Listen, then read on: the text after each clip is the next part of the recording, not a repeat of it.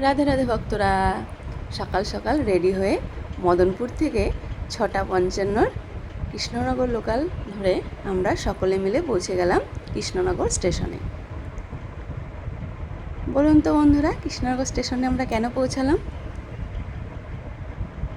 এখান থেকে কৃষ্ণনগর স্টেশন থেকে হাঁটতে হাঁটতে আমরা চলে যাব অটো স্ট্যান্ডে।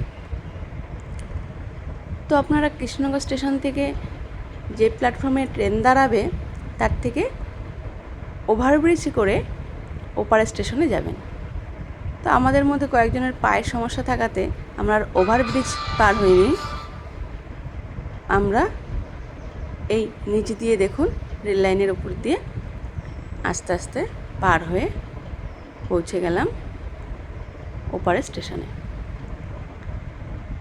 এবার ওখান থেকে যাব অটো স্ট্যান্ডে। 1 নম্বর স্টেশনে যেখানে একটা কালী মন্দির আছে, ঠিক তার সাইডের গলি দিয়ে যাব অটো স্ট্যান্ডে। আপনারা চাইলে টোটো করেও চলে যেতে পারেন। টোটো করে যেতে গেলে আপনাদের এই সামনেই পাবেন টোটো স্ট্যান্ড, তবে মাথা পিছু ভাড়াটা একটু বেশি পড়ে টোটো করে যেতে গেলে, সময়টাও একটু বেশি লাগে নবদ্বীপ ঘাট পর্যন্ত যাওয়ার জন্য টোটো করে। তাই আমরা অটোতেই যাব। বাসও পাওয়া যায়, কিন্তু বাস একটু কিছুক্ষণ পর পর।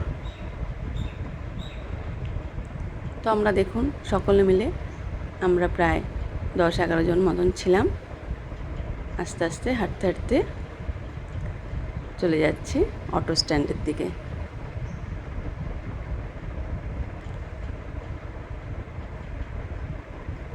চাইলে আপনারা এখানে টয়লেটও ইউজ করতে পারেন।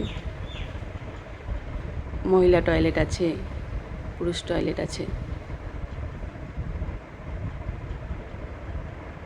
তারপরে সোজা এই ব্রিজের নিচ দিয়ে হাঁটতে হাঁটতে চলে আসবেন। দেখবেন বাঁদিকে একটি কালী মন্দির আছে। কালী মন্দিরের পাশ দিয়েই সরু একটা গলি চলে যাচ্ছে। সেখান দিয়ে গেলেই অটো স্ট্যান্ডটা আপনারা একটু তাড়াতাড়ি পৌঁছাতে পারবেন। আর রাস্তা ঘুরে যদি আসতে যান অটো স্ট্যান্ডে তো একটু দেরি হয়ে যাবে, আর যানজটও হয়। ওই জন্য আমরা স্টেশনের উপর দিয়েই আসলাম। দেখুন আমরা সকলে মিলে অটোতে উঠে গেছি। এবার অটো করে পৌঁছে যাব নবদ্বীপ ঘাটে।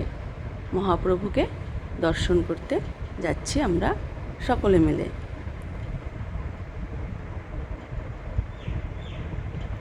আস্তে আস্তে সুন্দর পথের দুধারের মনোরম পরিবেশ দেখতে দেখতে দেখুন পৌঁছে গেলাম আমরা নবদ্বীপ ঘাটে।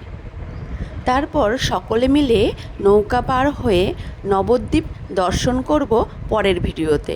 ভালোবেসে বলে যাও রাধে রাধে।